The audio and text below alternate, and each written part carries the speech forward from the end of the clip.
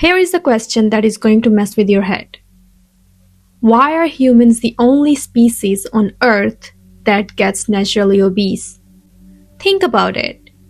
Lions don't get fat, bears only get fat before hibernation and then they burn it all off. Whales store fat for long migrations. Even house cats, when left to hunt naturally, maintain perfect weight. But humans, we are the only species that will literally eat ourselves to death when food is abundant. Why? What is wrong with us? The answer is going to make you angry. Because the thing that is killing more people than wars, accident, and violence combined isn't a disease, isn't a virus, isn't even an accident. It is a feature that kept our species alive for millions of years and is now systematically destroying us. Your body isn't broken. It is working exactly as designed. The problem? It is designed for a world that no longer exists. Okay, before we dive deep, I need to ask some really stupid questions. Question 1. If obesity is so bad for us, why do our bodies seem so good at it? Like, I can gain 5 pounds in a weekend, but it takes months to lose it. That seems backwards, right? Second, why do healthy foods taste like punishment while junk food tastes like a party? Shouldn't evolution want us to crave the good stuff? And third, why do I know that eating an entire bag of chips is bad for me, but I literally cannot stop myself once I start? What kind of broken creature am I? And here's the big one. If this is such a modern problem, what changed? Because last time I checked, humans have been eating food for a while now.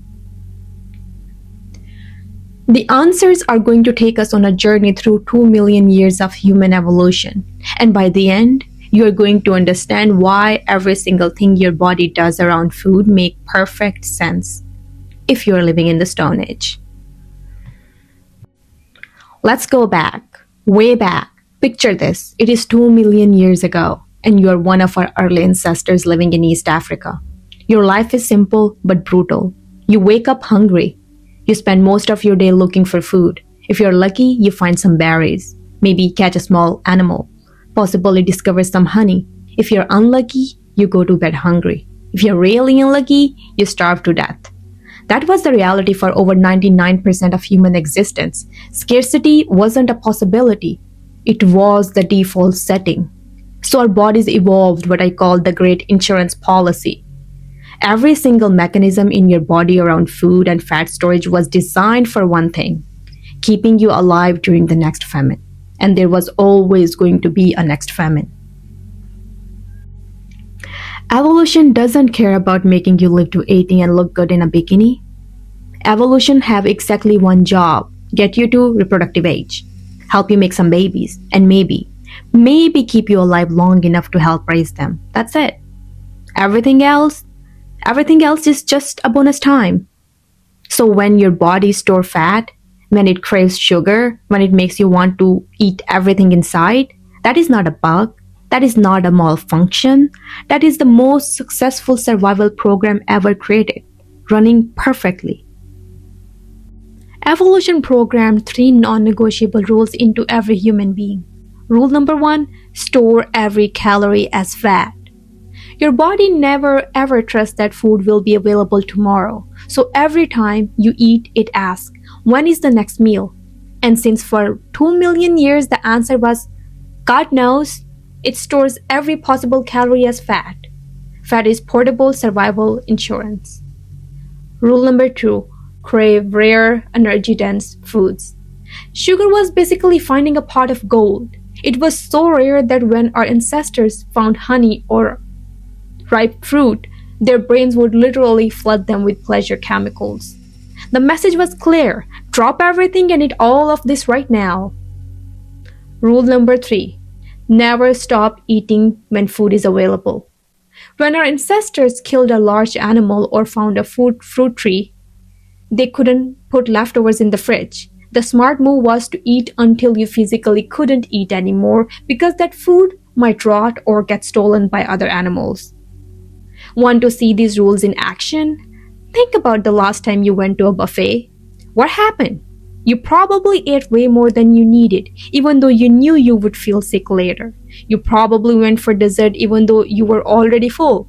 And you probably felt like you couldn't waste the opportunity to eat as much as you wanted.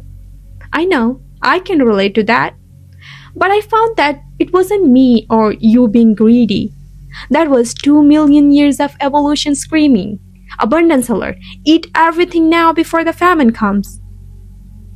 Let's talk about why sugar feels so good, because this is where it gets really dark. Your brain has a reward system controlled by a chemical called dopamine. When our ancestors found sugar, maybe some honey, maybe ripe fruit, their brains would release massive amounts of dopamine. It felt incredible, better than sleep, better than anything. Why? Because finding sugar meant survival. Those ancestors who got the biggest dopamine hit from sugar were the ones who searched harder for it, ate more of it, and survived famines better. They're the ones who passed on their genes. Guess whose genes you are carrying around? Here's what's interesting. The rarer something was, the bigger the dopamine hit. Sugar was incredibly rare, so it triggered massive rewards. Fat was precious, so it felt amazing.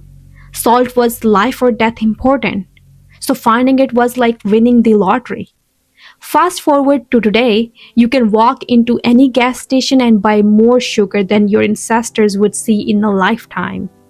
But your brain doesn't know that. Your brain still thinks sugar is rare and precious.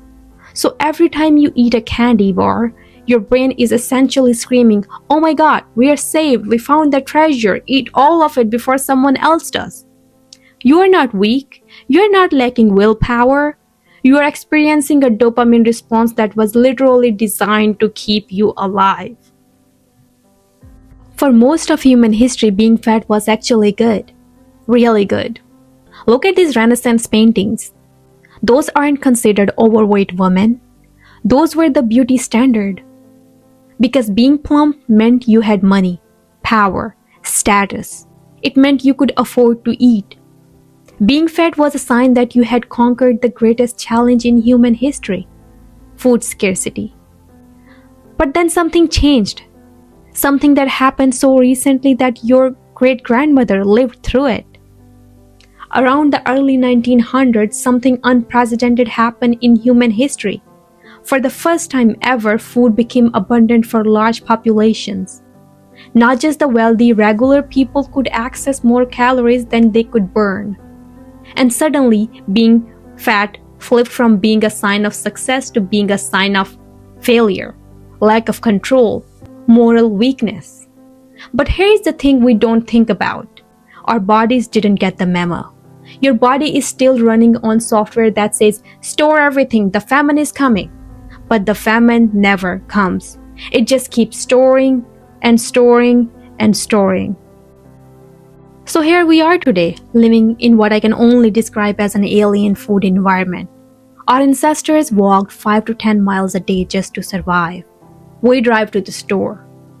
They ate when they could find food. We eat by the clock, breakfast, lunch, dinner, snacks. They celebrated when they found a handful of berries. We get annoyed when our DoorDash takes more than 30 minutes. They consumed maybe 20 grams of sugar per year. We consume that much in a single soda. It is like asking a bicycle to do the job of a motorcycle. There is nothing wrong with the bicycle, it is just not designed for highway speeds. Your body is the bicycle, the modern food environment is the highway, and we are wondering why everything is breaking down. Let me tell you about the psychology of this, because this is where it gets personal. Every time you fail at a diet, every time you eat something you shouldn't, every time you feel guilty about food choices, you're not experiencing personal weakness. You are experiencing the clash between ancient biology and modern environment. Your rational brain knows that eating an entire pizza is probably not the best choice. But your lizard brain, the part that kept your ancestors alive for millions of years, is screaming, "Pizza is available, eat it all, who knows when we'll see pizza again?" And guess which brain is stronger? Guess which brain has been running the show for 2 million years? This is why I don't get the whole willpower conversation. People act like obesity is a character flaw, like people who struggle with weight just aren't trying hard enough. I was one of those people until I really looked into it. That is like saying people who get cold in winter just aren't mentally tough enough. No, they're human beings with human bodies, responding normally to their environment. If you put a normal person in an environment filled with highly processed engineered foods that trigger ancient survival responses, they're going to gain weight, not because they're weak, but because they're human. Want to see how insane this mismatch has become? Let me show you what triggers those ancient survival responses in our modern world. Walking past a Cinnabon in the mall, your brain detects sugar and fat. Ancient treasure foods, survival response activated.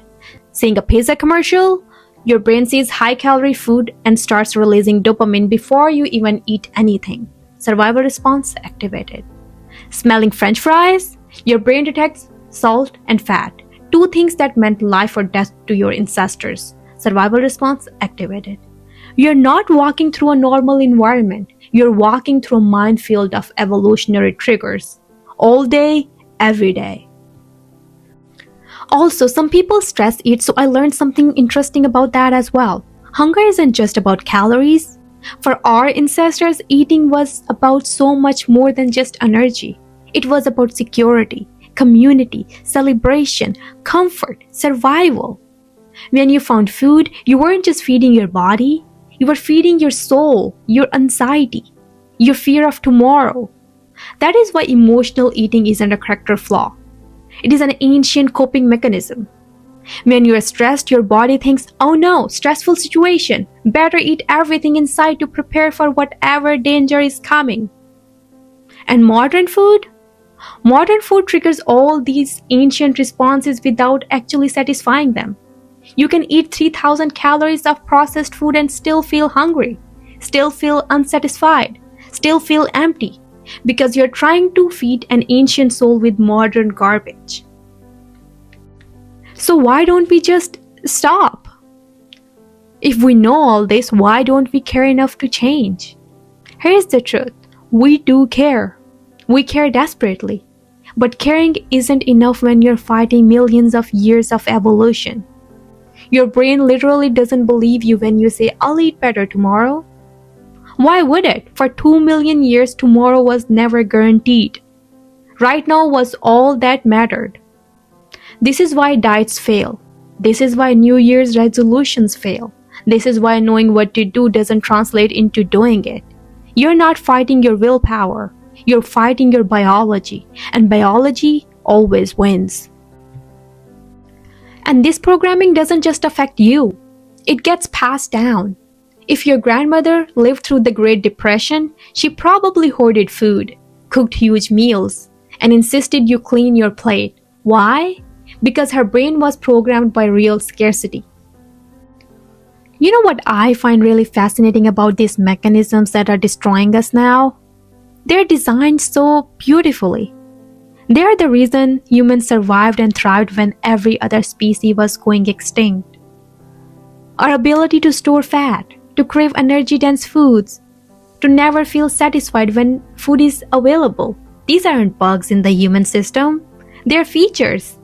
They're the greatest survival technologies ever evolved.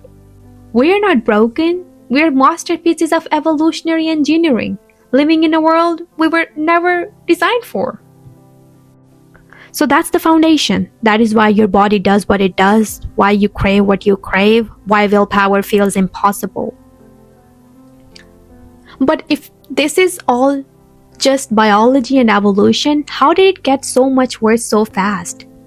Because obesity rate didn't just gradually increase over centuries. They exploded in just a few decades. Something else happened. Something deliberate. Something that took our natural vulnerabilities and weaponized them for profit. What if I told you that everything you think you know about healthy eating was deliberately designed to make you fatter? What if the very food marketed as healthy were engineered to trigger every single evolutionary mechanism we just talked about? What if there was a conspiracy so big, so profitable and so successful that it literally rewrote how an entire species think about food. Next time on Earth Pages, we are going to follow the money. We are going to meet the scientists who were paid to lie, the companies that engineered addiction, and the marketing machines that turned your own biology against you. Because your body may be designed for the Stone Age, but the foods you're eating, that was designed in a boardroom. So let me leave you with this thought. The next time you crave sugar, the next time you can't stop eating, the next time you feel guilty about food choices, remember this conversation. You're not weak. You're not broken. You're not lacking in character or willpower. You are a masterpiece of evolution trying to survive in an environment that is designed to exploit every single survival mechanism you have. The shame isn't yours to carry. The biology isn't yours to fight alone. And the solutions? Well, they're going to require understanding just how deep this rabbit hole goes. I'm Lumi, this is Earth Pages. Thanks for taking this journey into the darkness with me. And remember, question everything, especially the things that feels too obvious to question.